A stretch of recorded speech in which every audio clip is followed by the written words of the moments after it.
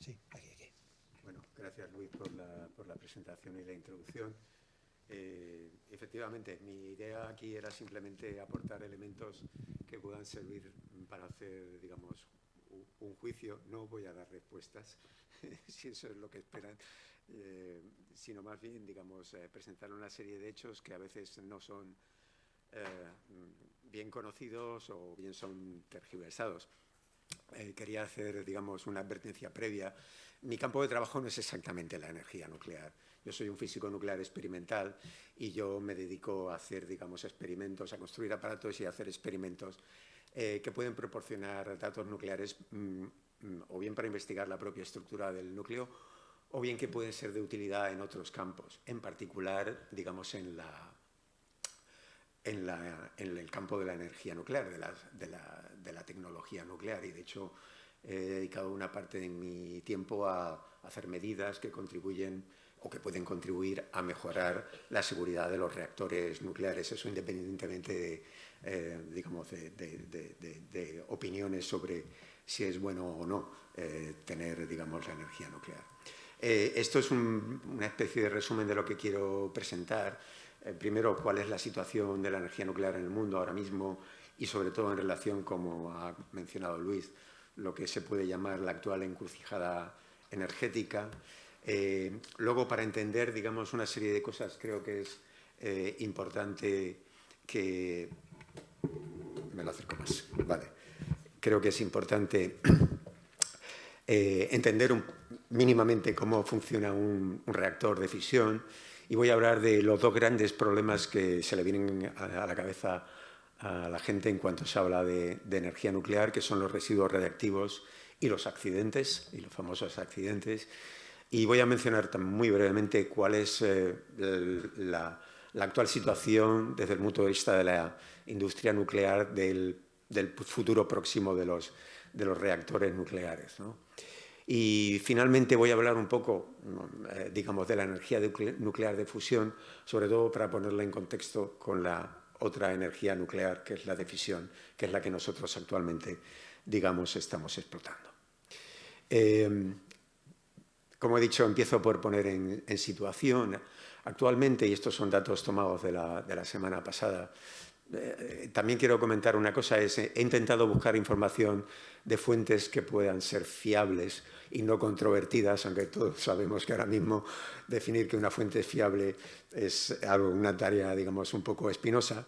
Pero bueno, en general, de donde he sacado la información, he intentado poner los links correspondientes de forma que ustedes mismos los pueden comprobar. En el mundo, en este momento, hay casi 440 reactores, de los cuales 410 están en operación, 27 están en operación suspendida, o sea, no están ahora mismo en funcionamiento por diversas causas, pero se espera que en algún momento se pongan en marcha. Y hay 57 reactores en construcción. Este es un dato que quizás no todo el mundo conoce. No es una fracción pequeña de reactores que ahora mismo están en construcción. Si uno mira cuál es la distribución regional de los reactores, digamos, aquí lo que está puesto a la derecha no es exactamente, digamos, número de reactores, sino la potencia que están generando, que es otra forma de verlo. El azul oscuro representa, digamos, los que están en operación y el azul claro los que están en construcción. Vemos que hay una gran diferencia entre distintas regiones del mundo, ¿no? Por ejemplo, en Europa hay una fracción significativa de reactores que están en construcción. La mayor fracción están en Asia, en la parte lejana de Asia, como podéis ver, digamos, aquí. En Europa occidental hay muy pocos y en Estados Unidos básicamente ninguno en estos momentos. Es una situación, digamos, actual. Y todo esto es por muy diversas causas. Fijaros que, de todas formas, en Norteamérica es donde mayor cantidad de energía nuclear producen, ¿de acuerdo? En cualquier caso. Esto me da una idea, aunque lo que está representando es el consumo per cápita de energía, y los colores no se ven muy bien, pero da una idea de cuál es la distribución geográfica, y básicamente lo que está diciendo es que los reactores nucleares están en los países desarrollados o en vías en desarrollo. Digamos, una cosa hasta cierto punto esperable. Y otro dato interesante es la edad de los reactores, que lo veis aquí en este gráfico que tenéis a la derecha. Veis que en los últimos años, estos años desde que se construyeron, hay un pico alrededor de 38 años, o sea que una buena parte de los reactores nucleares que están ahora mismo en funcionamiento son viejos, por así decirlo, ¿no? Digamos, tienen más de 30 años, ¿vale? Y como veis aquí hay una fracción relativamente escasa de reactores que tienen menos de 10 años en este momento, pero la cosa va a cambiar significativamente, como digo, en los próximos años. Si miramos una distribución por países, y aquí he pintado las dos gráficas, tanto en número de reactores como en capacidad eléctrica, y estos son datos del año pasado, del 2022, pues vemos, digamos, una serie de cuestiones significativas. Por ejemplo, lo que comentaba antes, que en Estados Unidos de América pues es donde hay mayor producción de energía nuclear, seguido por Francia, como podéis ver ahí, ¿de acuerdo? Veis también que el número de reactores que se han cerrado es relativamente grande en Estados Unidos, y eso es porque son reactores viejos más que por otra causa, fundamentalmente. Veis también, por ejemplo, que en Japón, y todos se pueden imaginar por qué, hay una gran fracción de reactores que han cerrado, ¿de acuerdo? Aunque ellos mismos ahora mismo se están planteando qué es lo que va a pasar con la energía en el futuro. Veis también que en UK, en Gran Bretaña, hay una gran fracción de reactores nucleares parados, pero si fijáis aquí, digamos, veis que hay una... Perdón, ¿dónde estamos? Aquí. Veis que en términos de potencia, ellos están construyendo un número significativo de reactores, y lo que está ocurrido es que han cerrado reactores que eran muy viejos, no que no estén apostando por la energía nuclear. Es un poco lo que estoy diciendo, es que hay una gran divergencia de lo que cada país está decidiendo en estos momentos hacer con la energía nuclear. Como ya ha mencionado Luis antes, Alemania decidió, y de hecho desconectó hace unos par de meses el último reactor de la red eléctrica, es decir, que ellos han apostado por no tener más reactores nucleares. Podemos fijarnos, por ejemplo, en dónde está Suecia, ahí, que ellos han cerrado unos cuantos reactores nucleares, y de hecho ellos habían decidido cerrar los reactores nucleares en el año 2010, pero en el año 2009 decidieron que no lo iban a hacer, y ahora mismo se están planteando construir nuevos reactores nucleares. Quiero decir que hay una gran, digamos, diferencia de actitudes con respecto a la energía nuclear. Una cosa importante también a considerar es cuál es la cuota, qué fracción de la energía eléctrica, porque los reactores nucleares producen electricidad, ¿de acuerdo? ¿Cuál es la fracción de la energía eléctrica que se produce, que viene de energía nuclear? Esto es una distribución por países, otra vez veis que, y está esto está en tanto por ciento. Digamos, aquí veis que España está en torno al 20%, ¿de acuerdo? Y en Francia está en torno, está en torno al 60%. Es una fracción muy grande de la energía eléctrica que se produce en los reactores, ¿no? A nivel, digamos, de la Unión Europea, el 25% de la electricidad tiene su origen en los reactores nucleares de forma global. Y a nivel del mundo, un 10% de la electricidad viene de los reactores nucleares, ¿de acuerdo? Y esto es una situación que está cambiando y va a cambiar por regiones, porque, por ejemplo, como se pueden imaginar, China tiene un plan muy ambicioso de construcción de reactores nucleares, y eso, digamos, van a incrementar, significativamente. En este gráfico lo que veis es digamos, una distribución no solo de la energía nuclear, que estaría, digamos, aquí, en esta curva verde, sino de todas las tecnologías que estamos utilizando para producir electricidad. Y si se fijan, digamos, la mayor es el carbón, digamos, que supera el 35%. Esto es una evolución histórica desde el año 85. Y como veis, digamos, la fracción se mantiene básicamente constante hasta este momento del carbón, ¿de acuerdo? Veis que la del gas ha ido incrementándose en los últimos años. La fracción del nuclear ha ido decreciendo, pero más que porque se produzca menos energía nuclear, es que esto es una fracción de la energía total y lo que pasa es que la energía total eléctrica ha aumentado mucho, digamos, en los últimos años, ¿no?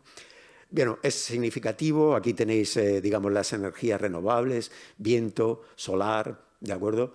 Digamos que todavía son, digamos, en nivel global una fracción pequeña, ¿no? Esto conviene tenerlo, digamos, un poco en la cabeza. Y si nos vamos más específicamente a la situación española, en España hay 7 reactores en funcionamiento que producen, digamos, como he comentado antes, un 20% de la fracción de la electricidad que consumimos en nuestros hogares. Además de esos 7 reactores, hay otros 3 reactores. Aquí en Cataluña, todos lo sabéis, me imagino, hay 4 reactores, uno de los cuales lleva parado mucho tiempo porque sufrió un accidente en el año 89, si no me acuerdo mal, y desde entonces, digamos, está parado. También está este muy antiguo de Garoña que está en cese, y hay de hecho otro que es el más antiguo de todos, digamos, en José Cabrera, que está actualmente en desmantelamiento, ¿de acuerdo? Y como sabéis, el gobierno actual ha decidido que en el año 2035 todos los reactores habrán de cesar su funcionamiento en España. Ese es el planteamiento actual. Y la otra cosa es que los reactores que tenemos son relativamente viejos, están entre 35 y 40 años. El problema o el planteamiento global es, digamos, implícito de esta charla es en qué puede contribuir la energía nuclear al problema global del cambio climático o, si queréis, de una forma un poco más particular, de mitigar el efecto de la emisión de gases de efecto invernadero que están contribuyendo al calentamiento global en la Tierra. Y otra serie de efectos, digamos, perniciosos que tienen, ¿no? Y, digamos, por eso, digamos, aquí he querido mostrarles cuál es la situación de la generación de energía. Y ahora ya no estoy hablando de energía eléctrica, sino en total, incluyendo transporte y todas estas cosas, que, digamos, como veis, una grandísima fracción de esa energía viene del quemado de combustibles fósiles, carbón, petróleo o gas natural, ¿vale? Y veis que, digamos, todo esto, que es una fracción muy importante, contribuye, digamos, a esta emisión, ¿vale? La energía nuclear contribuye a la parte eléctrica, es decir, que, digamos, tendría un impacto más significativo en la medida en que nosotros electrificásemos, digamos, la actividad energética, es decir, si el transporte se convierte en eléctrico, etc., etc., etc. Digamos, ahí es donde tendría un mayor impacto. Y aquí tenéis una gráfica de cómo contribuyen las distintas tecnologías a la emisión de CO2 equivalente, no es el único gas de efecto invernadero, pero a la hora de hacer los cómputos uno los transforma en CO2, por así decirlo, que es el que de hecho contribuye más al calentamiento global. Y aquí podéis ver, digamos, según las tecnologías, evidentemente lo que más contribuye es el carbón, el gas natural. Luego aquí tenéis, digamos, otras contribuciones, por ejemplo, de la biomasa. Y luego aquí vienen las energías renovables y veis que la nuclear está por aquí. Digamos, la nuclear básicamente digamos, no emite CO2 por su propio funcionamiento. Y esta gráfica que hay aquí, si veis lo que pone, es una gráfica de emisión de CO2 por kilovatio hora para todo el ciclo de vida del combustible. Es decir, que aquí está contabilizado también el CO2 que se emite para extraerlo, para procesarlo, digamos, por eso aparecen las energías renovables como que contribuyen con CO2, pero no es que ellas directamente contribuyan, sino todo el procesado, que es la forma en que la gente, digamos, tiende a hacer, digamos, estos cálculos, ¿no? Como he comentado, digamos, el efecto del calentamiento es el más obvio, es el que más se discute, digamos, y el más controvertido, si digamos, realmente el cambio climático actual está provocado por esa emisión masiva de CO2 desde la industrialización. Yo creo que es difícil negar que tiene una contribución importante, pero, digamos, hay gente que, digamos, no dice exactamente eso, pero hay otro tipo de aspectos que, digamos, se obvian un poco y es el que, digamos, quería mostrarles aquí, y es el efecto del quemado de combustibles fósiles en la salud, ¿de acuerdo? Como anécdota, les puedo comentar que la misma semana que ocurrió el accidente de Fukushima, en un periódico de tirada nacional que no es precisamente pronuclear, ese fin de semana estaba lleno, digamos, el suplemento, por así decirlo, de artículos sobre el desastre de Fukushima y los problemas de la energía nuclear y, digamos, muchas veces tergiversando la situación, exagerando o directamente casi diría que mintiendo. Curiosamente, había un artículo que yo nunca entendí muy bien cuál fue el propósito de colocarlo allí, hablando de los problemas sobre la salud de la emisión de contaminación por combustión de los combustibles fósiles y demás. Y era un artículo que tenía estaba dicho de una forma totalmente distinta. Lo que planteaban es que esta es la situación, no hay remedio. No podemos hacer nada por esta situación, por así decirlo. Era una actitud, digamos, totalmente distinta, ¿no? Y yo siempre he pensado que creo que es uno de los grandes problemas, ¿no?, del quemado de combustibles fósiles, ¿no? Y aquí tengo, digamos, datos de un estudio reciente sobre, digamos, estos efectos. En este caso estamos hablando de muertes, o sea, no estoy hablando de agravamientos de enfermedades o este tipo de casos. Por cierto, hay una correlación muy conocida, por ejemplo, de aumentos de ingresos hospitalarios y del aumento de la contaminación en las ciudades. Eso es una cosa, digamos, muy bien conocida y estudiada, ¿no?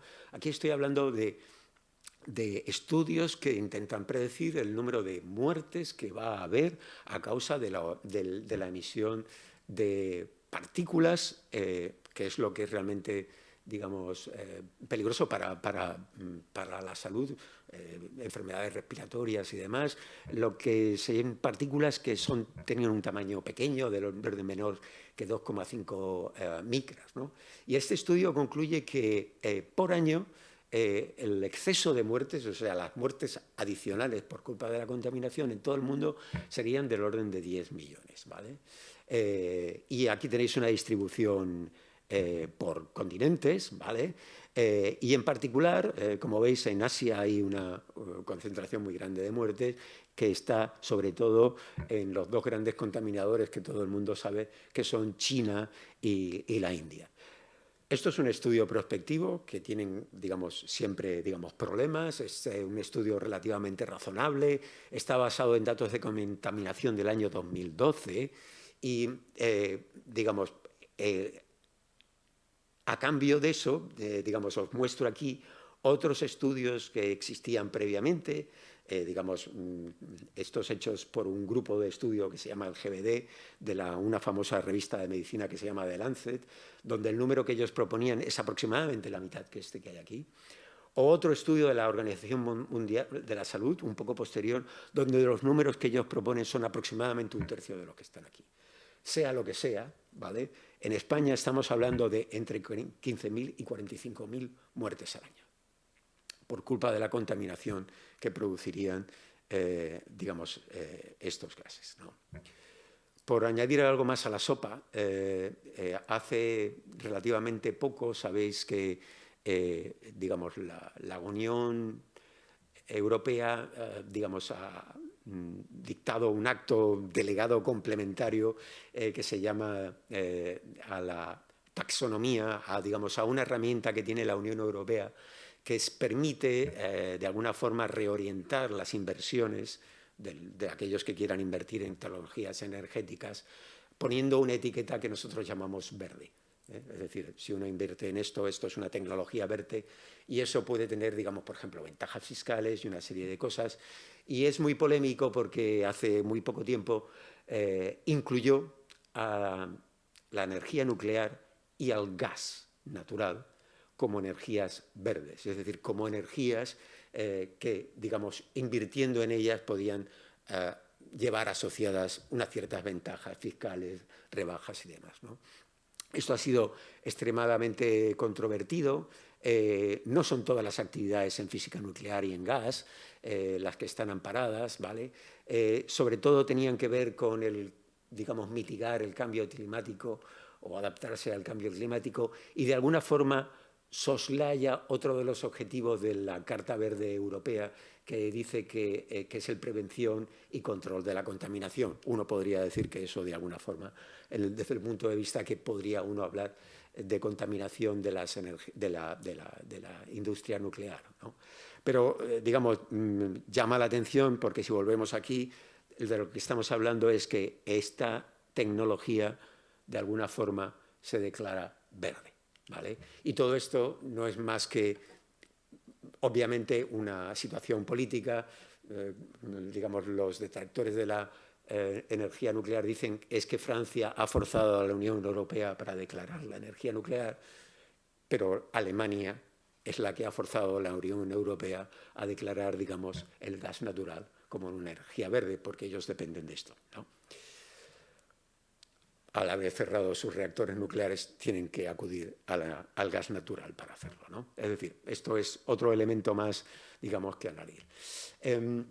Vale, ahora muy brevemente, ¿cómo se genera la energía nuclear de fisión? ¿Vale? Pues el proceso es, como ha comentado antes Miguel, el de la fusión del núcleo atómico. Resulta que si un núcleo muy pesado, como por ejemplo un núcleo de uranio, que es un isótopo concreto que llamamos el 235, ¿no? Absorbe un neutrón de baja energía, pues resulta que tiene tendencia a romperse, y en ese proceso de ruptura se libera mucha energía, de hecho muchísima energía, y además ocurre que en ese mismo proceso se liberan otros cuantos neutrones, que es una de las partículas que forman el núcleo atómico, que son protones y neutrones, ¿no? Y claro, al generar a partir de uno varios neutrones y energía, cabe la posibilidad de que alguno de esos neutrones vuelva a inducir una fisión y, digamos, aumente, digamos, multiplique la energía inicial, ¿vale? Y eso es lo que veis aquí, digamos, y que es lo que se llama típicamente una reacción en cadena.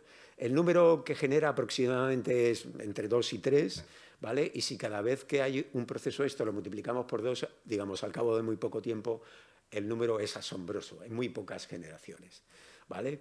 Así no funciona un reactor nuclear, así funciona una bomba nuclear, ¿de acuerdo? Se le deja que digamos, la expansión exponencial, digamos, continúe, ¿no?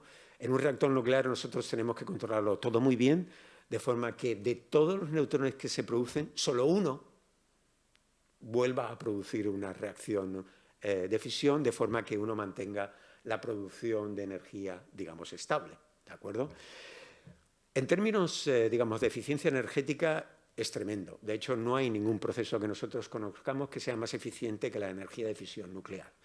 Y este es un típico gráfico que se muestra, y es que 1 kilogramo de combustible de uranio produce tanta energía como 88 toneladas de carbón, ¿de acuerdo? O sea, es un número que habla por sí solo, y es una de las razones por las que la energía nuclear, obviamente, es tan atractiva. Pero ¿cómo funciona realmente el reactor de fisión? Pues la verdad es que un reactor de fisión es, en principio, algo muy simple, ¿de acuerdo? Porque basta que se coloquen materiales que tengan una composición adecuada, con unas dimensiones adecuadas, en una distribución geométrica adecuada, y eso funciona como un reactor, ¿vale? Y eso es exactamente lo que hizo Fermi en el año 42, en el primer reactor nuclear que funcionó, que se hizo dentro del proyecto Manhattan, en el que desarrollaba la bomba atómica, en las que luego se digamos, arrojaron en Hiroshima y en Nagasaki. Y esto es una imagen, digamos, artística, que a mí me encanta. Digamos, esto que tenéis aquí, esta pila de cosas que estáis ahí, es el primer reactor en el que uno fue capaz de mantener una reacción en cadena sostenida durante unos segundos. No llegó a un minuto, ¿vale? ¿De acuerdo? En realidad, la complicación de un reactor nuclear tiene que ver con temas de seguridad, ¿vale? O sea, es todo lo que hay que añadirle para que eso sea seguro lo que, digamos, hace que sea complicado, ¿no? Entonces, básicamente, digamos, en un reactor nuclear lo que tenemos es un núcleo en el que está el combustible, que normalmente en muchos reactores es un óxido de uranio, donde el isótopo de uranio 235 está enriquecido al 3,5%, en la naturaleza está aproximadamente un 0,7%. Resulta que en la fisión los neutrones que se producen son muy rápidos y eso no es bueno porque la reacción de fisión es más probable cuanto menos energía tenga el neutrón, y eso es básicamente porque el neutrón al atravesar el núcleo, si tarda más, tiene más tiempo de reaccionar, ¿vale? Es una cosa relativamente fácil de entender, ¿vale? Entonces lo que uno tiene que hacer es cambiar la energía inicial de esos neutrones y eso lo hace haciéndolos colisionar con otros núcleos atómicos, y lo más eficiente es hacerlo colisionar con hidrógeno, y por eso se utiliza normalmente lo que nosotros llamamos un moderador, que es agua. Y luego normalmente hay también un absorbente, digamos, que es un material que me permite, por así decirlo, apagar las fisiones, algo que absorbe todos los neutrones y que haría que el reactor nuclear se apagase. Aunque luego volveré sobre esta historia. Y luego hace falta, digamos, un refrigerante, obviamente, porque si no, digamos, la energía calentaría aquello, digamos, muchísimo, pero ese refrigerante es al mismo lo que se utiliza para extraer la energía del reactor nuclear, ¿no? Que es un poco lo que veis aquí. Esto que tenéis aquí es ese circuito primario que nosotros tenemos, que luego, digamos, traspasa, digamos, el calor a un circuito secundario, y a partir de aquí todo esto es como un reactor, digamos, de energía convencional, donde tenéis una turbina que se acciona por el vapor de agua que se produce, que a su vez mueve una dinamo y produce la energía eléctrica. Y, por supuesto, elementos múltiples de contención y sistemas de diagnóstico y control, y eso es lo que hay, digamos, básicamente en un reactor nuclear.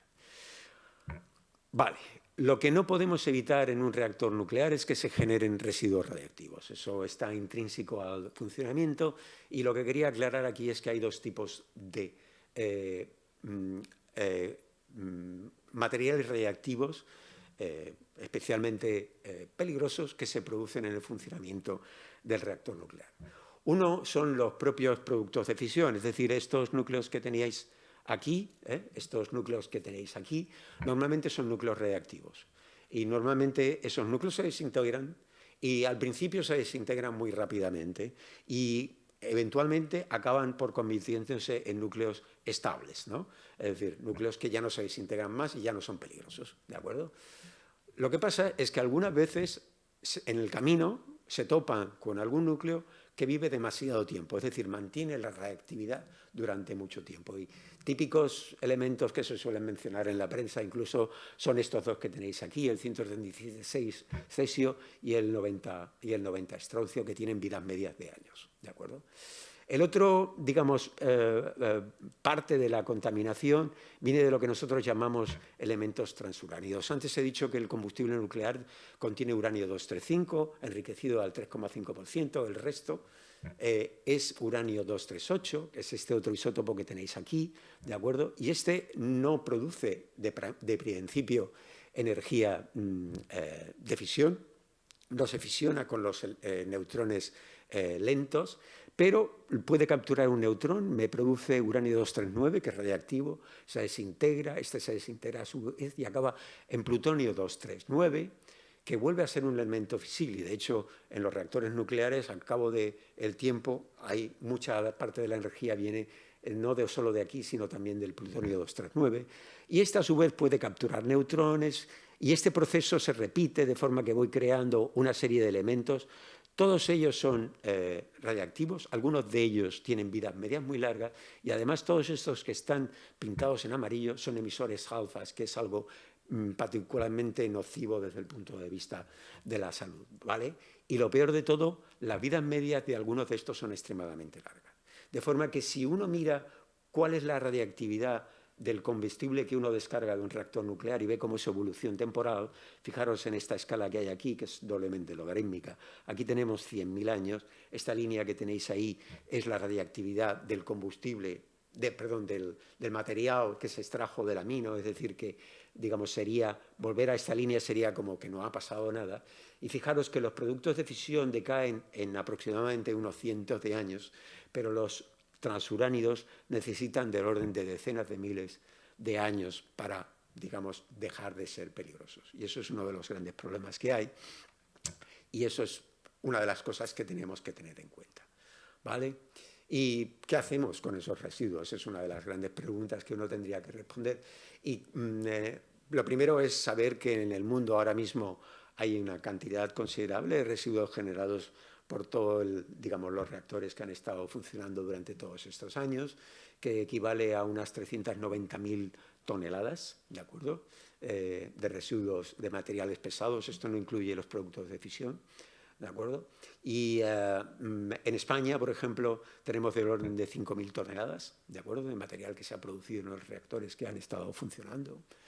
Y la pregunta es qué hacemos con ese material. Y aunque ha habido, digamos, distintas opciones que se han considerado, digamos, al final lo que, digamos, se ha aceptado, hay un consenso de lo que nosotros podemos hacer en este momento, es básicamente enterrarlos en sitios especialmente seguros, quiero decir que tengan condiciones geológicas adecuadas. Hacerlo de una forma segura lo que implica es que los elementos radiactivos habría que encapsularlos, normalmente, digamos, en diversas capas, ¿no?, tipo muñecas rusas, ¿no?, digamos, de forma que la contención sea cada vez mayor, y, bueno, buscando sitios adecuados, digamos, se podrían guardar. El único problema es que de forma efectiva esto todavía no se ha llevado a cabo. Los Estados Unidos hace años decidió instalar en este desierto de Utah, en unas antiguas minas de sal en las montañas Yucca, almacén, pero no se llevó a cabo porque, digamos, el Estado al final dijo que no daba su permiso.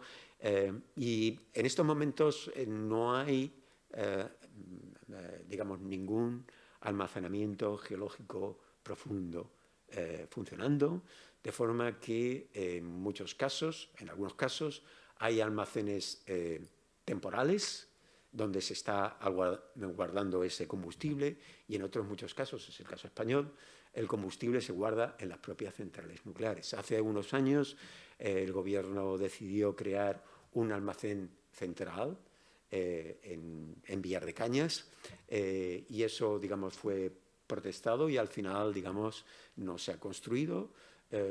Y hace poco, digamos, el Gobierno ha decidido que se van a construir en cada una de las centrales almacenes más pequeños para guardar, digamos, con unas condiciones de seguridad superiores a las que existen en estos momentos, para guardar esos residuos hasta que en algún momento se tome una decisión de qué hacer con esos residuos.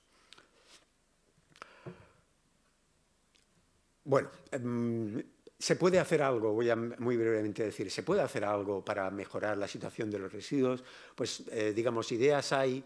Una de ellas es posiblemente la de, digamos, reducir la cantidad de los transuránidos, estos residuos que viven decenas de miles de años. Y esto se podría hacer, por ejemplo, en reactores muy especiales dedicados que funcionen con espectros de energía rápidos, ¿vale? No voy a meterme, digamos, a explicar esto, pero en principio hay proyectos. Por ejemplo, hay un proyecto europeo que está, digamos, empezando a funcionar en Bélgica, que intenta, digamos, investigar si eso sería, digamos, una opción. O sea, la opción de guardar, digamos, menor cantidad de radiactividad en esos almacenes geológicos profundos. Ese sería, digamos, un poco la situación.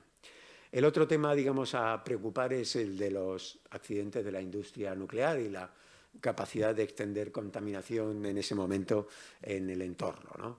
Y eso es algo que está muy presente, digamos, en en la opinión pública.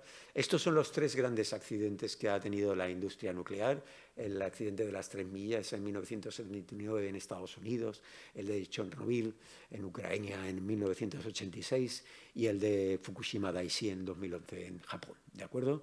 Aunque, bueno, y también, si queréis ustedes poner en la misma, el accidente de Vandellós, que está considerado el peor accidente de la industria nuclear europea, ¿vale? Los niveles, digamos, de peligrosidad de estos accidentes, hay una escala, ¿vale? El de Vandellós está en la escala 3, ¿de acuerdo? Es una escala relativamente baja y no hubo en su momento ningún impacto, digamos, ambiental. Digamos, no hubo escapes de material radiactivo, no hubo. En el de las 3 millas está en la escala de 5, ¿de acuerdo? Y ahí sí que hubo una limitada emisión de radiación y, bueno, como se podrán imaginar, aquí hay discusiones de todo tipo, si eso ha causado un perjuicio en la salud de la gente o no. Los informes oficiales, digamos, y cuando uno mira las cifras de emisión reportadas, es difícil creer que eso tuviese, digamos, un efecto real, ¿vale? Pero, sin embargo, el accidente de Chernobyl, como todos saben, sí que tuvo un impacto, digamos, muy grande en la población, ¿de acuerdo? Sobre la propia industria tuvo un efecto, ¿vale? Digamos, aquí están marcados, digamos, los distintos accidentes. Este es el desarrollo de la cantidad de energía producida por energía nuclear. Este sería el caso de las 3 millas, que si bien no tuvo un impacto, digamos, muy grande sobre el desarrollo, los suecos, por ejemplo, decidieron dejar la energía nuclear en ese momento, ¿de acuerdo? Hicieron un referéndum y decidieron dejarla en ese momento, pero lo que tuvo un impacto, digamos, brutal fue el accidente de Chernobyl, ¿vale? Y como he comentado, el accidente de Fukushima, digamos, estos 2 accidentes están clasificados como 7, el máximo en la escala, ¿de acuerdo? Aunque, digamos, a niveles de todo tipo el impacto de este accidente ha sido menor que el de Chernobyl. Sin embargo, no ha tenido un efecto realmente en el desarrollo de la energía nuclear. Voy a detenerme en el caso de Chernobyl para dar unos cuantos números. Digamos, la población total afectada en aquel momento, la que vivía, digamos, en el entorno de la central, es del orden de 6 millones de personas, ¿de acuerdo? De esos 6 millones de personas había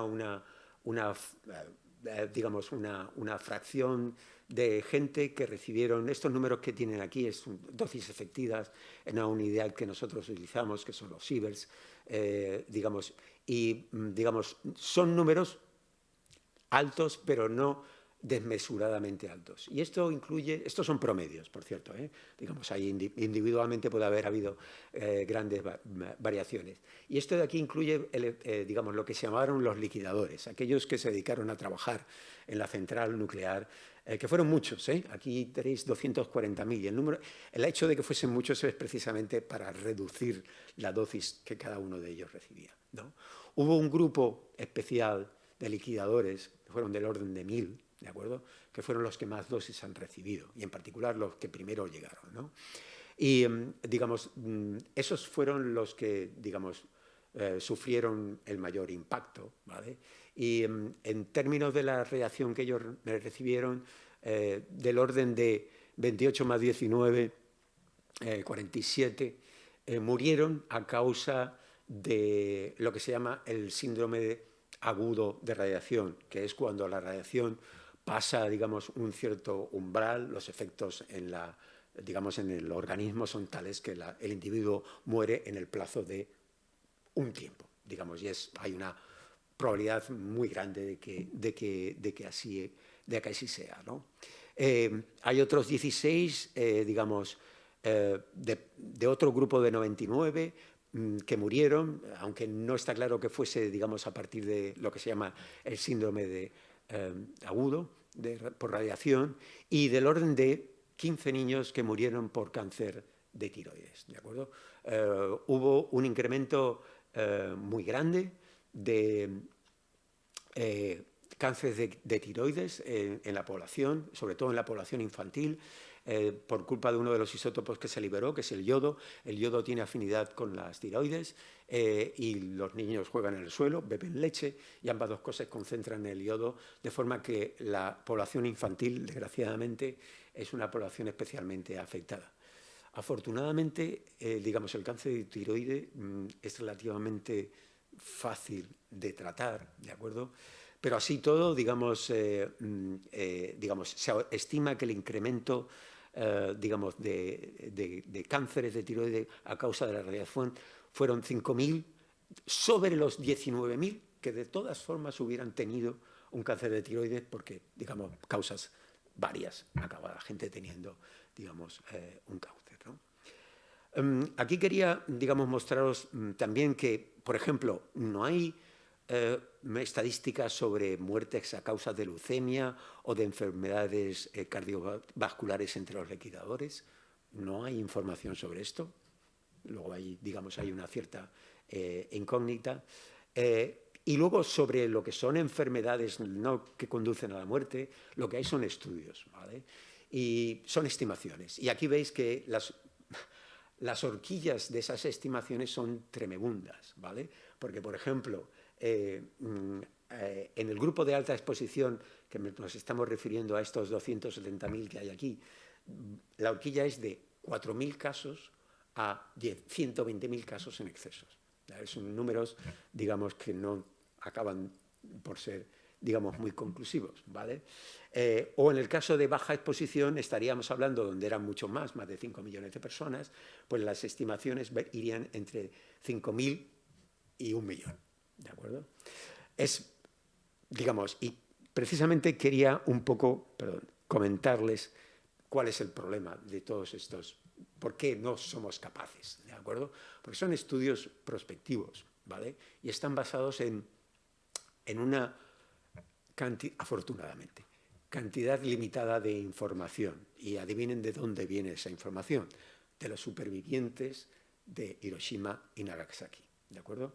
Los estudios más completos que tenemos y los que con mayor número de personas se han podido seguir y donde se ha podido, digamos, estudiar mejor todas estas cosas, son los aproximadamente 120.000 supervivientes que entraron en un proyecto o un programa conjunto de Estados Unidos y Japón que se llama el estudio de por vida, ¿de acuerdo?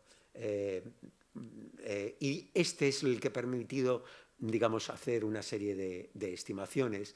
Y bueno, no quiero abrumarles con datos técnicos, pero el problema para uno de los tipos de cáncer, y estamos aquí hablando de muertes, esto es una publicación muy reciente, tienen que darse cuenta, esto es, digamos, número de muertes en exceso con respecto a la dosis recibida. Lo primero es, la gente que estaba allí no llevaba un dosímetro, ¿de acuerdo? Luego, esto ha sido un esfuerzo muy grande y ha habido ajustes a lo largo de la historia, o sea, desde los años 50, de estimación de la dosis que recibieron todas estas personas, ¿no? Y como pueden ver, digamos, también hay una horquilla muy grande, no solo en la dosis, sino, digamos, en el número de muertes atribuibles por la dosis recibida en función de esa dosis, ¿no? O sea, es decir, al final, digamos, hay lo que nosotros llamamos unas barras de error relativamente generosas. Y lo que es peor, cuando estamos a dosis relativamente bajas, aquí, esto es un mogollón de números y al final lo que, digamos, la opción que se ha optado es decir, bueno, la opción que se ha optado es decir, es lo que se llama aquí la aproximación lineal sin umbral. Es decir, se traza una línea recta, no es una línea recta, es un ajuste a esos datos, digamos, que pase por todos esos puntos y esos son los que se utilizan luego para hacer, por ejemplo, estudios. Aquí están ya separados por distintos tipos de cánceres, pero fíjense ustedes, digamos, que las variaciones son muy generosas, ¿no? Y eso explica un poco el por qué, digamos, tengamos esa incertidumbre relativamente grande sobre el número de posibles cánceres u otro tipo de enfermedades producidos por la radiación que hemos recibido. Vale, y esto, digamos, hay todavía otro efecto más, pero no había pensado hablar, que es lo que se llama la proliferación, o mejor dicho, la no proliferación, que es un efecto que preocupa de forma muy distinta a los países. En Estados Unidos es una obsesión. Lo de no proliferación quiere decir básicamente que los países que no tienen armamento nuclear no consigan armamento nuclear. Digamos, es decir, los que tienen armamento nuclear no quieren que los que no tienen armamento lo consigan. Digamos, eso es una situación que no ha, o sea, que decir que ha evolucionado con el tiempo. Países que no lo tenían tienen armamento nuclear.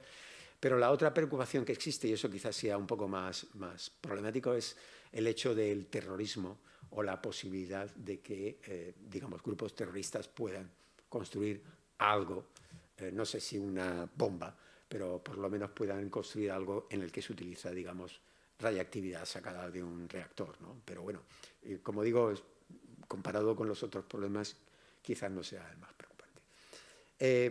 Y bueno, ¿cuál es el futuro de la energía nuclear? Bueno, pues en este momento se están construyendo lo que se llaman reactores de generación 3, ¿vale? Y para el futuro, digamos, la industria nuclear ha presentado una panoplia de modelos distintos de los reactores que nosotros tenemos ahora mismo, que en la mayor parte son reactores que utilizan, como los que españoles, vamos, básicamente, que los que tenemos, ¿no? Y hay, digamos, hasta 6 tipos distintos de reactores que utilizan, digamos, distintas combinaciones de gas, distintos moderadores, ¿os acordáis de eso de los que reducen la energía del neutrón? Distintos tipos de refrigerantes, ¿de acuerdo? Y algunos de ellos funcionan con espectros de energía de neutrones rápidos. Los neutrones más rápidos con los que funcionan los reactores adicionales. Y esos, en principio, producirían menos residuos por el mismo efecto que os he comentado antes de este reactor que podía transmutar los residuos radiactivos por el mismo principio, ¿vale? Pero, digamos, como digo, hay planes de desarrollar esto y de instalarlo en el futuro. Y lo último de lo que se ha oído hablar es de los reactores modulares pequeños. Esto ha saltado a la prensa últimamente. Pienso que una buena parte de ello es porque Bill Gates en un cierto momento abogó por el uso de estos pequeños reactores. Y básicamente, ¿qué es un pequeño reactor? Pues es pequeño. ¿Vale? Lo que quiere decir pequeño es, en la definición de la IAEA, es que produzca menos de 300 megavatios. Es menos de un tercio de lo que produce un reactor de los que tenemos en España. ¿De acuerdo? Aunque muchos de ellos, digamos, producirían bastante menos según los conceptos que se están desarrollando, ¿no? Pero lo más importante, desde el punto de vista de la industria, es lo de modular. Y lo de modular quiere decir que el reactor se podría construir en una fábrica, transportarlo y ponerlo en un sitio, ¿vale? Y eso, digamos, abarataría muchísimo los costes de producción, porque básicamente un reactor ahora mismo se fabrica en el sitio donde va a instalarse, requiere una logística enorme, hacer cosas a propósito, desarrollar una serie de cosas, y eso es, digamos, requiere mucho tiempo y es costoso, ¿no? Y aquí se hablan de tiempos que yo no me creo, pero bueno, hablan de tiempos de 3 años para producir uno de estos reactores, ¿no? Por ser, digamos, producidos en una fábrica y eventualmente en serie, tendrían un coste reducido. El problema es que hay del orden de 70 modelos distintos de estos reactores registrados, ¿no? Cada compañía está desarrollando sus propias ideas y con unos ciertos principios. Incluso, por ejemplo, veis aquí Rolls-Royce, que por cierto es un fabricante de motores de aviación. Cuando voláis en un avión voláis con motores de Rolls-Royce con casi toda seguridad, ¿vale? Pero bueno, como digo, hay muchísimos temas. Desde el punto de vista de la generación de residuos serían lo mismo, o sea, no produciríamos menos. Y desde el punto de elementos de seguridad, bueno, algunos de ellos dicen que sí, que podría ser, digamos, más seguro, pero esto es una cosa que, digamos, habría que verlo una vez que tengamos desarrollos concretos y se vea, ¿no? Vale, y ya solo para terminar quería comentar un par de cosas sobre la energía de fusión. esta es mi penúltima transparencia, la energía de fusión, digamos, funciona un poco a la inversa de la de fisión, y es que cuando nosotros juntamos dos núcleos muy ligeros, en principio también se libera energía. ¿De acuerdo? Es lo contrario de la fisión, partimos uno muy gordo y se libera energía. Y eso es así porque, digamos, al final los núcleos son una especie de combate entre la energía nuclear que tiende a atraer los nucleones dentro del núcleo y la energía de repulsión que existe entre los protones que están dentro del núcleo. Y cuando uno mira el balance de estas energías, al final lo que sale es esto, que cuando son pocos nucleones se gana energía juntándolos, cuando son muchos se gana energía separándolos, ¿no? Y esto es, digamos, una fuente de energía poderosa, pero fijaros, no tan poderosa. Es, en el mejor de los casos, un factor 10 menos que la energía de fusión, por reacción estoy hablando, ¿de acuerdo? Se dice que esta es la energía del Sol. No es exactamente la energía del Sol. El Sol lo que está haciendo es fusionando hidrógeno-protones, ¿vale? Y eso es un proceso extremadamente ineficiente. Es tan eficiente que sería algo así como 15 o 20 órdenes de magnitud menos eficiente que estos que he pintado aquí. Obviamente no podemos hacer eso en la Tierra, el Sol lo puede hacer porque es muy grande y tiene una alta temperatura y presión a causa de eso. Y lo que nosotros podemos hacer es fisionar otros isótopos del hidrógeno, el deuterio, ¿vale? Que es un neutrón y un protón. Por ejemplo, esta sería una de las posibles reacciones que se producen, o fusionar deuterio y tritio, que es otro de los isótopos del hidrógeno. En este caso serían dos neutrones y un protón, ¿vale? Que son los que producirían, digamos, más energía, ¿no? Lo que veis aquí es, digamos, en términos de la energía que tendría que tener... perdón, lo que no he dicho es, la gran diferencia con la energía de fisión es que hacer esto cuesta energía. Mientras que un neutrón no tiene carga y básicamente es mejor que no tenga energía para que se produzca la fisión, yo tengo que ponerle un mínimo de energía a estas dos partículas para que sean capaces de aproximarse lo suficiente como para fusionarse, ¿vale? Y esa es la gran diferencia. Y esa energía, en términos, digamos, comparado con la energía que liberan, es pequeña, porque estamos hablando que del orden de decenas, centenares de esta unidad, es decir, algo así como 1000 veces menos que eso. Luego, obviamente, en el balance energético eso es favorable. El problema es cuando uno intenta traducir eso en una energía de verdad que nosotros queramos conseguir. Y, por ejemplo, si uno intenta hacerlo con un acelerador de partículas, pues eso sería muy ineficiente por varias razones, pero uno se encontraría también con el hecho de que la energía que tendría que gastar sería bastante superior a esa, y ya no estaría tan claro que eso pudiese ser, digamos, rentable. Pero la forma en realidad en que nosotros lo hacemos es, digamos, aumentando la temperatura de un plasma, es decir, de un volumen inicialmente de un gas muy concentrado que incluya deuterio, deuterio-tritio, deuterio y helio 3, ¿vale? Hasta una temperatura suficiente que sea equivalente a esa energía. Y cuando nosotros traducimos esa energía en grados, entonces vemos dónde está el problema, porque resulta que un kiloelectronvoltio, esto de lo que yo os hablo, son 11 millones de grados. Es decir, que para tener una de estas reacciones tenemos que tener del orden de 100, 200, 300 millones de grados en un material, y eso es lo que hace que esto sea extremadamente complicado, ¿de acuerdo? Pero encima hay otro par de problemillas, y es que, por ejemplo, el helio 3 que aparece aquí es extremadamente raro, ¿vale? Y no es realmente una opción. Y peor que todo, el tritio que estaría en esta opción, que todo sea dicho de paso, es la opción favorecida, resulta que el tritio es un núcleo radiactivo. Vive además muy poco, 12 años. Es decir, que al cabo de 12 años, si uno ha producido tritio, ha desaparecido la mitad. ¿De acuerdo? Existe de forma natural, y eso se produce por los rayos cósmicos en la atmósfera superior, que produce neutrones, y esos neutrones a su vez reaccionan con el nitrógeno, y en algunas de esas reacciones acaba apareciendo tritio.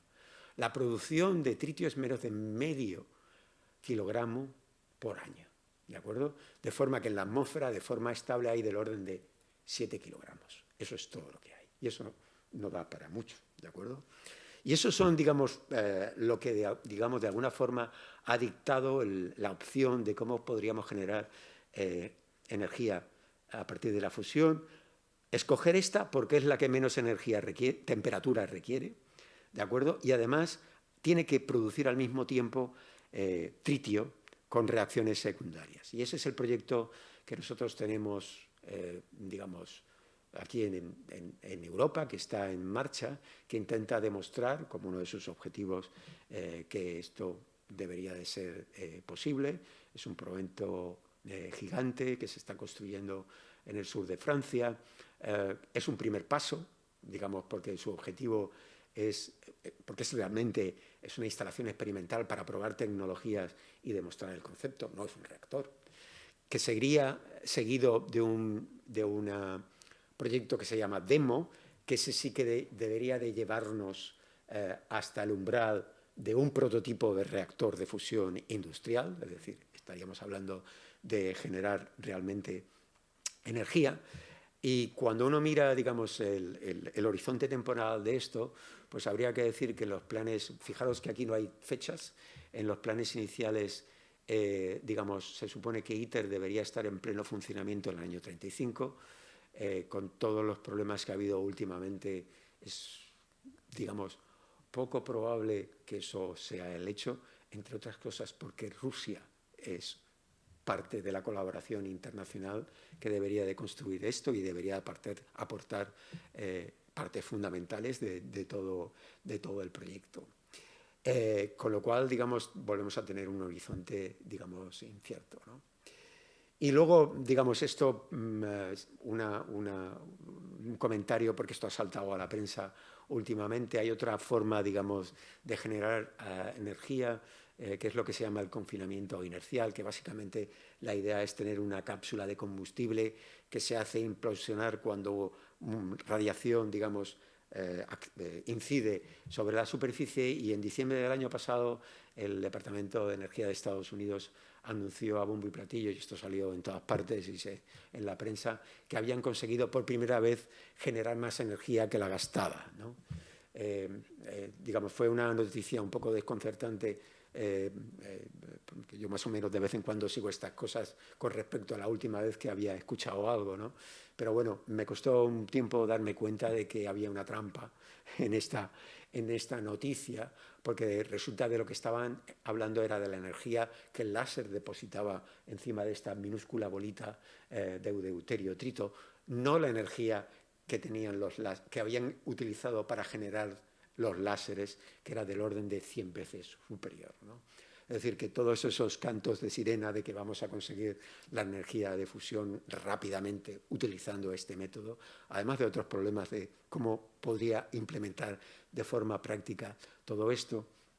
Y he de decir que en realidad sí que fue un éxito esto, pero es que esta instalación no es una instalación para investigar en la producción de energía para usos pacíficos, es una instalación militar, donde lo que están investigando es precisamente, porque esto más que se parece más a una explosión de una bomba nuclear que a un reactor, y efectivamente ese es el tipo de cosas que están investigando, ¿no? Y ya está. Digamos, estos son, digamos, los elementos que pensaba aportar. Y bueno, la última pregunta en realidad es una pregunta que dejo en el aire. ¿Qué hacemos, pues? Vale. Pues gracias por haberme escuchado. No, creo que me he extendido más de la cuenta. Se agradece el esfuerzo por explicarnos y por poner en fin, realmente conocer esto que, como hemos dicho en todas las conferencias, el objetivo de estos ciclos y estas conferencias sencillamente son estas, es conocer de primera mano esta serie de datos que generalmente pues por el tema de lo que es el día a día no se suelen conocer, y evidentemente la ciudadanía pues no tiene los elementos de conocimiento para poder contrastar todo ello. Tenemos varias preguntas, y la primera es del doctor Joan Grimal, que es la persona que ha coordinado todo el ciclo, que él es investigador del Instituto de Diagnóstico Ambiental y Estudios del Agua, y nos dice dos comentarios. Es decir, uno dice, la revista Lancet dice que usted ha citado al hablar de la mortalidad por las emisiones de la combustión de carbón, estima que en Europa se produjo un cáncer cada 10.000 habitantes por culpa del accidente de Chernóbil, por ejemplo, en Europa. Bueno, son cifras contestadas. Yo, Sí. en fin, no me quiero meter en la polémica, No. digamos, pero digamos, si uno mira los informes, no estamos hablando de eso. Bueno, es un comentario. Y el segundo comentario que dice, al hablar de los residuos nucleares, no se tiene en cuenta que el reactor también queda irradiado e inservible para cualquier otro uso en centenas de miles de años. Extender la energía nuclear es dejar un problema para cuidar los residuos para los que vienen detrás. No, eso es precisamente lo que he querido decir. Es decir, que tenemos un problema que le estamos dejando a nuestras generaciones futuras y que desde mi punto de vista no se está atacando lo suficientemente. Creo que se debería hacer un esfuerzo, digamos, por buscar soluciones alternativas, reducir la peligrosidad de los residuos que están ahí ya. Aunque nosotros dijamos ahora cero energía nuclear, los residuos están ahí, eso no lo quita nadie, ¿no? Sobre el tema, digamos, de efectivamente, o sea, vamos a ver, yo he estado hablando de los residuos más peligrosos, pero los residuos, hay una clasificación, digamos, de los distintos residuos y hay, digamos, protocolos de qué hacer con todos esos residuos de baja, de media, de muy baja, de baja, de media y de alta actividad, y hay, digamos, almacenes. En España, digamos, hay un almacén de media y baja actividad en el Cabril, donde ya se están almacenando, digamos, los productos que no solo vienen de la industria nuclear, también vienen, por ejemplo, de la medicina, y son cosas que, digamos, que se están almacenando ya, y efectivamente tiene que haber una solución para los residuos de alta actividad, ¿no? Quería comentar, digamos, los protocolos, digamos, de desmantelamiento, digamos, de las centrales. Son protocolos de retornos a una situación, digamos, cero. Digamos, es decir, que cuando pase digamos, después de las actividades que se hagan y que cuando pase el suficiente número de años, estaríamos en una situación en que la reactividad estaría, en el mejor de los casos, a niveles que no serían, digamos, preocupantes. Si me dejas que diga una cosa, que digo, vamos a ver, la gente tiene el concepto de que la radiactividad es algo, digamos, solo provocada por la actividad humana, y eso no es así. La radiactividad es natural, digamos, es inevitable. Digamos, hay núcleos radiactivos que se han producido en el universo en algún momento y que están en la Tierra o que se están produciendo, como por ejemplo el tricio, que digo yo que se está produciendo en estos momentos en la atmósfera. Es inevitable. Es más, y esto es algo que la gente no me cree, ustedes son radiactivos. Ustedes dentro de su cuerpo tienen isótopos radiactivos. El número de desintegraciones de una persona adulta promedio es del orden de 8.000 desintegraciones por segundo. Eso es lo que nosotros llamamos 8.000 becquerelios. Ese número de desintegraciones son distintos isótopos, son radiaciones de distintas energías, pero ese número de desintegraciones es mayor que el de algunas fuentes radiactivas que yo uso en mi laboratorio para calibrar mis instrumentos. Es decir, todo hay que ponerlo en su contexto. No existe no radiactividad. No existe no radiactividad. Es más, en la Tierra hay conjuntos de población relativamente numerosos que viven con 10 veces la radiactividad promedio mundial. ¿Vale? La radiactividad promedio mundial, que es del orden de 2,4 milisievert, que es más o menos la que tenemos aquí en Brest. Hay gente que vive con esa radiactividad. Es decir, lo que creo que sería, digamos, malo transmitir es que no puede haber radioactividad, porque eso es imposible. Es imposible. Es más, es posible que esta sea buena. ¿En qué sentido? Hay estudios, no muy populares, pero digamos, en principio, por ejemplo, hay un estudio que se está empezando en diversos sitios, que las células no funcionan bien bajo situaciones de radiactividad extremadamente baja. ¿vale? Hay indicaciones y hay gente que está empezando, digamos, a mirar estas cosas.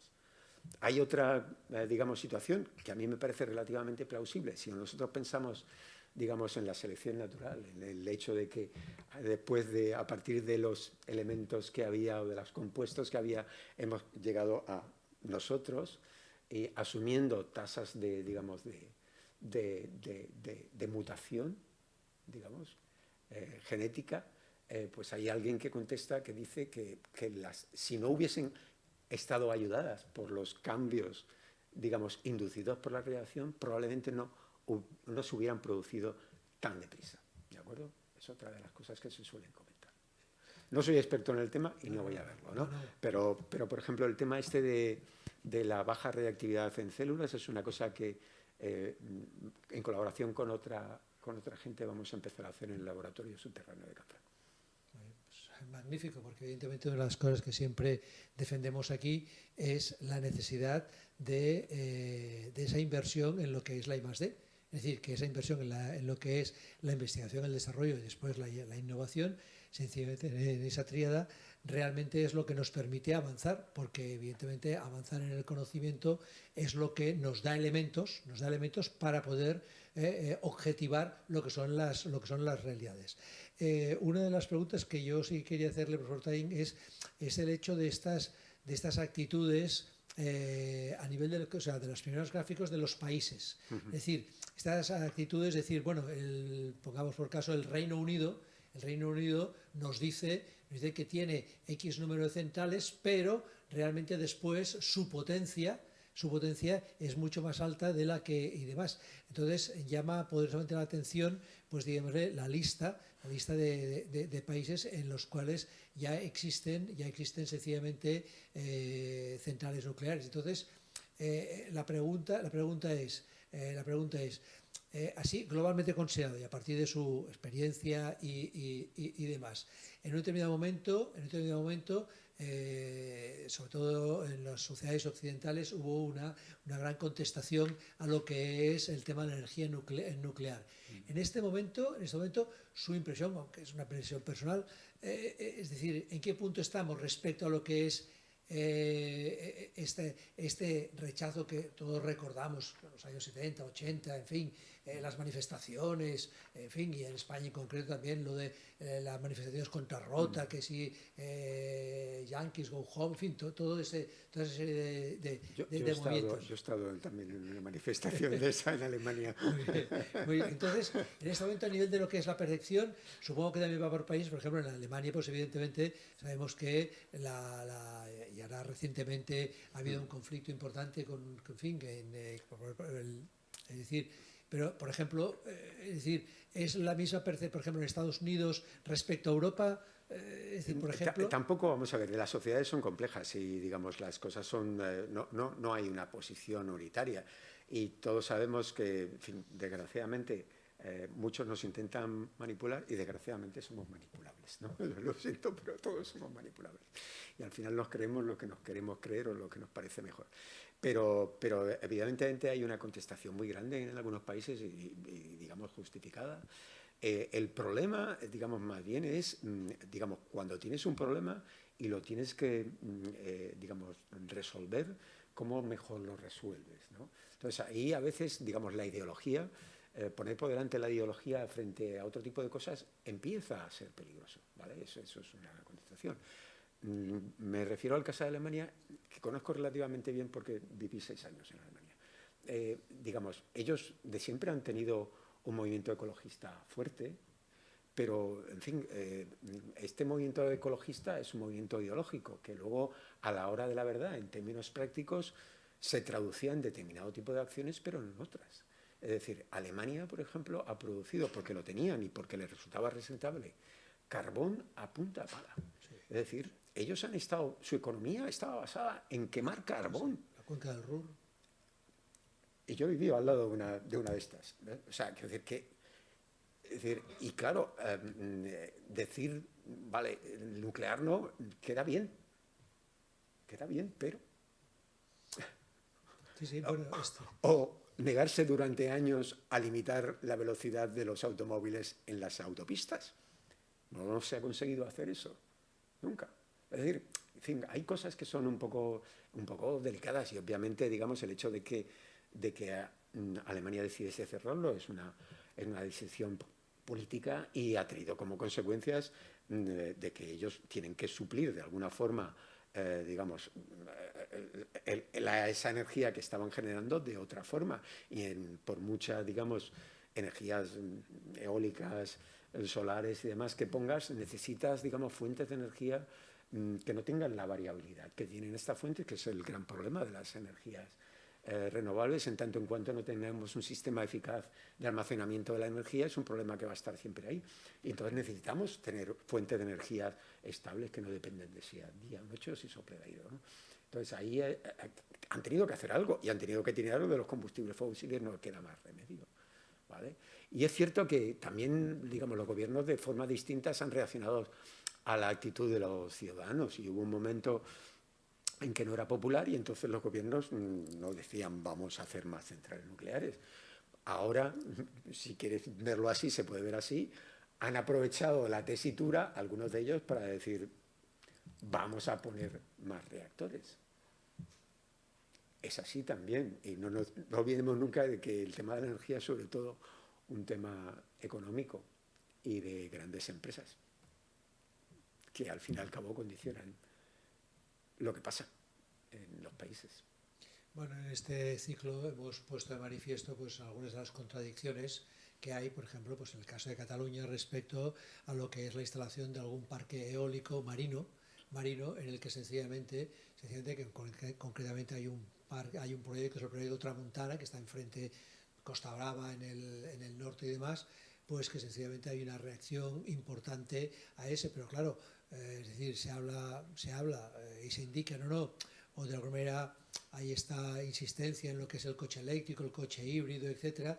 Claro, el coche eléctrico hay que enchufarlo en algún sitio. Ese enchufarlo en algún sitio significa que esa energía tiene que venir de algún sitio, se tiene que producir de alguna manera, porque si no, por mucha batería de litio o de lo que fuere, pues sencillamente eso se tiene que alimentar. Entonces son esas grandes contradicciones en las que nos encontramos.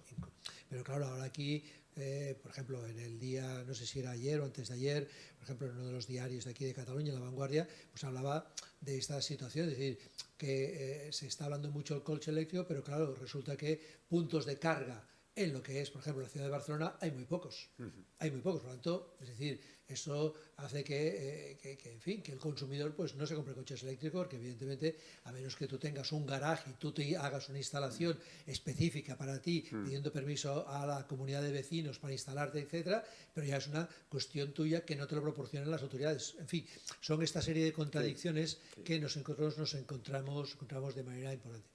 Y una última pregunta antes de pasar a las preguntas, si tienen ustedes, es decir, ha citado el tema de los estudios prospectivos a partir de Hiroshima y de Nagasaki. Es decir, podemos decir que sencillamente esos estudios prospectivos, después de pasar de todo lo del año 45 y demás, realmente ahora han tenido buenos resultados en el sentido científicamente hablando. Es decir, bueno, ha pasado tanto tiempo, hemos podido hacer estos estudios y hemos comprobado realmente que estas personas que han sufrido estas radiaciones, etcétera, porque querámoslo o no, pues lo que hemos visto de las de Chernóbil y demás, pues bueno, ahora va a hacer 40 años aproximadamente, pero nosotros estamos hablando de casi el doble de años. Esos estudios realmente podemos decir que no es que, a ver, concluyentes, no hay nada concluyente en el mundo de la ciencia y demás, pero han aportado elementos suficientes para conocer todos los efectos.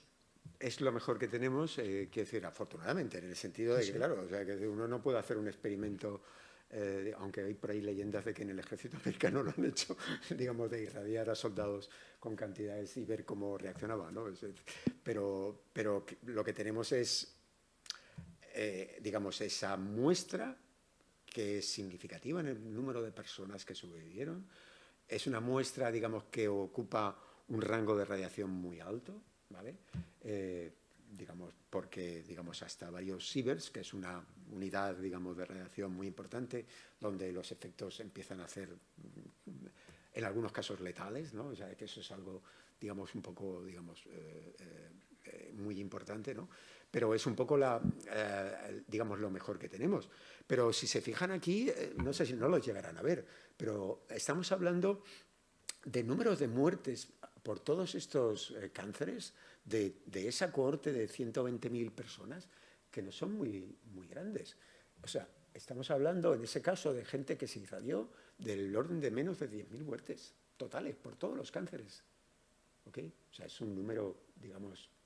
Claro, al final hay también un problema estadístico. Son 120.000 personas irradiadas, pero al final los que se mueren no han sido tantos. Entonces, hay una serie de dificultades ahí a la hora de establecer, digamos, no podemos hacer un experimento y irradiar a un montón de personas con tal dosis y ver qué es lo que pasa.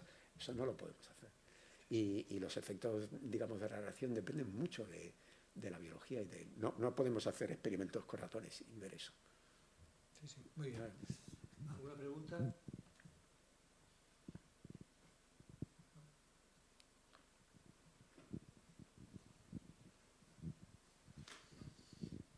Una vez alguien comentaba que en los almacenes de material radioactivo se producía calor y que ese calor se podría aprovechar, cosa que no se hace. Eventualmente sí. Lo que pasa es que, vamos a ver, en digamos, si estamos hablando de los residuos más peligrosos que uno va a meter, de hecho, uno de los problemas es que uno tiene que dejar enfriarlos suficientemente antes de poderlos... O sea, en los reactores nucleares hay una piscina que cuando se saca el combustible gastado se mete ahí, digamos, en parte por protección y en parte para que se vayan enfriando, y luego cuando ya alcanzan una cierta temperatura se trasladan a otros sitios donde habrá, por ejemplo, digamos, corrientes de aire para enfriarlo eso. Y entonces, digamos, es una de las cosas que se discuten, que en alguno de estos sitios, eventualmente, si no ha pasado suficientemente tiempo, tiene que haber, digamos, elementos extractores del calor para que, digamos, la situación no... Hombre, efectivamente, digamos, el calor es innato. ¿No se podría utilizar ese calor para algo? También, digamos, de hecho hay algunos conceptos de reactores nucleares en el que, digamos, la idea no es generar electricidad únicamente, sino utilizarlos directamente como fuente de calor. En particular en la industria química hay muchos procesos que se pueden producir a altas, digamos, que se favorecen a altas temperaturas. Por ejemplo, este reactor que tenéis aquí, que es, como dice él, de muy alta temperatura, está específicamente, digamos, pensado para eso, ¿no? Para, digamos, aportar directamente alta temperatura a determinado tipo de industrias que puedan utilizarlo y además generar electricidad eventualmente, pero, digamos, tendrían esa capacidad, ¿no? Hay esa idea, claro, que es... Gracias. ¿Y alguna pregunta más? Ha dicho usted que en 2035 se tienen que parar todos los reactores españoles. Eso es lo que la decisión del gobierno. En 2035 se debería desconectar el último. Es un proceso gradual, ¿eh? Se irán el primero... Pero en 2035 ya no deberían de estar todos apagados. Sí. ¿En Francia va a haber algo parecido o cómo está el tema? Que yo sepa, ¿no? Pues porque Francia es donde pienso Claro. siempre más exagerado. Sí. Bueno. Sí. No, O sea, a ver, digamos, momento... planes, digamos, los planes son revertibles, ¿vale? Ya, pero, pero planes que yo sepa, ahora mismo en Europa, aparte del español, no, ahora mismo no me acuerdo. Cuando vas de aquí, yo por trabajo he tenido muchas veces, de aquí hasta Alemania, lo que más ves son reactores nucleares. Bueno, hace años yo creo que... Pero es que es una cosa... Sí. Bueno, el 60% de su electricidad en estos momentos sale porque han llegado a superar el 85%. No hay proyecto de... Que yo sepa, no. En Francia no. En Francia hay una apuesta clara y definida por lo que es la energía nuclear. Y la opinión pública, obviamente, digamos, lo que lo decía antes, o sea, hay una parte que estará en contra y otra parte estará obviamente manipulada, pero no está, digamos, decididamente en contra. Los partidos están a favor, los dos. Yo diría que sí, habrá alguno que no.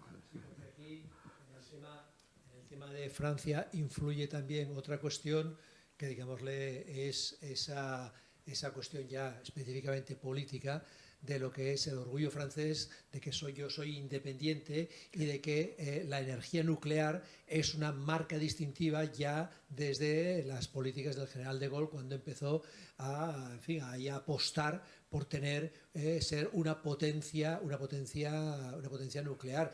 Y el hecho de que, recuerden que, por ejemplo, pues esto del ITER se hace en el sur de Francia, en Cadarache, y nosotros aquí en España se optó, bueno, se postuló también el tema de Vandellós, etcétera, pero finalmente Francia es quien se llevó el gato al agua. Y el hecho de declarar la energía nuclear energía verde, con todo el tema este de lo que es el tema pandemia, el tema de los fondos de resiliencia, el tema de la guerra de Ucrania, todo esto ha sido una apuesta clara de Francia, es decir, que la energía nuclear también, incluso esto, pues bueno, hicieron toda la presión al Parlamento Europeo y a la Comisión Europea para que esto, de la misma manera que, como nos ha dicho el profesor Dain, Alemania hizo lo mismo con el tema del gas, cuando el gas evidentemente es un combustible, fósil, y por lo tanto estamos en la misma situación y demás. En fin. Solo por comentar, ahora que has dicho lo de ITER y que España se postuló, o sea, no lo consiguió, o sea, es parte del proyecto ITER, obviamente, digamos, España participa ahí, pero, digamos, hay un proyecto asociado, que es ese proyecto que se llama IFMIS Dones, que lo tenéis ahí abajo, que es un proyecto que está dedicado a investigar propiedades de materiales, no he dicho de los problemas que tiene la energía nuclear de fusión, que uno de ellos es que también produce radiactividad, y sobre todo hay un problema, digamos, de materiales, porque la idea es que el calor, digamos, se va a recoger en una especie de mantos que rodearían el reactor y que van a sufrir una radiación de neutrones brutal, ¿vale? Y no está muy claro cómo se va a comportar esos materiales a lo largo del tiempo, y eso es una de las partes de investigación que se va a hacer, y se va a hacer en una instalación que se llama IFMIS Dones, y el gobierno, digamos, y el grupo ha ofrecido cofinanciar, y el grupo que está detrás ha aprobado que ese proyecto se construya en Granada, ¿de acuerdo? Lo digo porque, digamos, es una cosa que ya veremos si llega a buen puerto, pero en fin, en principio está la idea de que ese proyecto se realice en Granada. Muy bien. Y una última pregunta, si a nivel ciudadanía, respecto a lo que es el parque nuclear que nosotros tenemos, empezando por la más antigua, creo que es Garoña, sí, la más antigua es la que se ha cerrado, que es José Cabrera. Es la José Cabrera. Sí, en términos generales, podemos decir que los protocolos respecto, evidentemente, el riesgo cero nunca existe en cualquier actividad de los humanos, pero el riesgo cero respecto a lo que es el parque nuclear que está funcionando en estos momentos, la Junta de Energía Nuclear supongo que es la que evidentemente trabaja para que se cumplan todos los protocolos de seguridad y demás. A ver, digamos, hay una cosa que, desgraciadamente, estas cosas son así, o sea, son procesos industriales, son empresas que construyen, hay conocimientos más o menos limitados, digamos, los accidentes, digamos, no son totalmente evitables, pero, digamos, el número de accidentes en la industria nuclear comparado con otro tipo de industrias es muy pequeño, ¿vale? Pero una cosa que tienen los accidentes es que uno aprende, ¿vale? Y eso ha ocurrido así. El accidente de las 3 millas, que no tuvo un impacto, digamos, real sobre la población, tuvo un impacto muy grande sobre la legislación y las normas de seguridad. Hubo un montón de cosas que la gente no había realmente pensado hasta ese momento, y ese tipo de protocolos, digamos, se acabaron, digamos, porque esto al final, digamos, es global, ¿no? Pues los protocolos acabaron en todos los protocolos de seguridad de todas las centrales nucleares. Chernobyl fue un caso muy especial, ¿vale? Porque era un reactor muy especial. También otra cosa que no se suele mencionar es que Chernobyl tenía un propósito también militar, y era producir plutonio para las bombas atómicas, y era un diseño especialmente particular, ¿de acuerdo? De hecho, los reactores de ese tipo yo creo que los han cerrado todos, pero ahora mismo ya no estoy seguro. Y en Fukushima ha ocurrido lo mismo. Digamos, a causa del accidente de Fukushima, pues de nuevo se han revisado una serie de cosas que se han implementado. O sea, eso, digamos, en los reactores, y eso se ha hecho, el gobierno, digamos, ha hecho. Tenéis que mirar este tipo de cosas, y lo han hecho las centrales y lo han tenido que implementar. Sí. Bien, en estos momentos todos en Europa, pues sí que esto no lo podemos obviar, hablando de energía nuclear, pues tenemos ahí una situación que día sí, día no, está todo esto de la guerra de Ucrania con la central de Zaporilla, que es la más grande de toda Europa, y bueno, pues ahí están cayendo bombas por arriba, por abajo, por los lados, y claro, esto es algo que, bueno, que en principio a nosotros nos queda lejos, en principio, pero sabemos que evidentemente pues la central de la explosión de Chernóbil llegó hasta el norte de Europa, y demás, y otras zonas del sur de Europa también, evidentemente, por las corrientes aéreas y demás. Entonces, en estos momentos hemos de ser conscientes de que, a pesar de que geográficamente nos queda lejos, es decir, esperemos que no pase nada con Zaporilla y que, en fin, que la Agencia Internacional de la Energía Nuclear pueda, pues digámosle, entre comillas, mantener con sus revisiones, sus visitas y demás. En fin, pero bueno, como estamos en un momento de incertidumbre realmente tan importante, pues crucemos los dedos de que ahí sencillamente no pase nada. En fin, muchas gracias, doctor Taín, por esta magnífica conferencia, porque esto pienso que sencillamente es el objetivo que, como decía al principio, nosotros tenemos en esta casa, de poder aportar conocimiento y poder aportar conocimiento para poder contrastar de una manera fehaciente o lo más fehaciente posible, sencillamente en fin, en qué momento estamos de la ciencia, qué está aportando la ciencia, y de alguna manera pues que nosotros, como esto que decimos, como reclamantes a los poderes públicos, sencillamente podamos reclamar a los poderes públicos que determinados aspectos, determinados ámbitos tengan una mayor sencillamente control, cuidado, inversión y demás. Nosotros volveremos en el mes de octubre. En el mes de octubre empezaremos con una conferencia que es la del 29 de mayo, que el doctor Xavier Obradors no pudo realizar por un problema familiar, y empezaremos con esa conferencia a mitad de octubre, pero después ya el primer ciclo de conferencias de esta nueva edición del curso 23-24 será dedicado a alimentación. Entonces tendremos unas 8 o 9 conferencias dedicadas concretamente a aspectos de alimentación que pensamos que serán realmente interesantes, y que todos, como todos estos ciclos que hemos hecho a lo largo de este año, pues serán más que interesantes. Por lo tanto, gracias por todo, buen verano, cuídense mucho. A las personas que están también en streaming, pues lo mismo, y nos vemos en el próximo curso académico. Gracias. Muy bien. Magnífico, Luis. Me alegra que os haya gustado.